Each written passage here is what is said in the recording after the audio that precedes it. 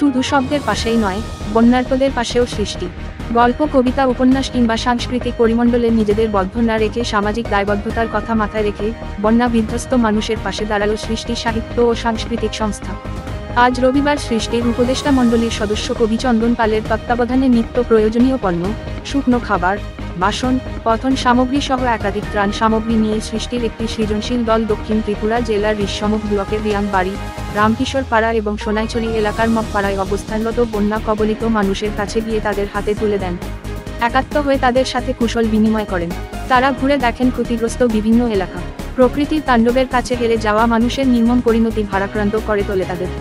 কবি মাধুরী সরকার, কবি গোপাল বণিক ছাড়াও এই দলে ছিলেন সৃষ্টির সম্পাদক শ্রীমান দাস, শুভাকাঙ্ক্ষী রামু দত্ত, সুজয় দাস, প্রসেনজিৎ শীল শর্মা, গোপা চৌধুরী, সঞ্জয় চৌধুরী, স্পন্দন পাল সহ অন্যান্যরা। সৃষ্টির সেবাপরায়ণ সদস্যদের কাছে পেয়ে কান্নায় ভেঙে পড়েন দুর্গতদের কেউ কেউ। আগামী দিনেও সৃষ্টির এহেন কর্মকাণ্ড জারি থাকবে বলে সৃষ্টির পক্ষ থেকে জানানো হয়।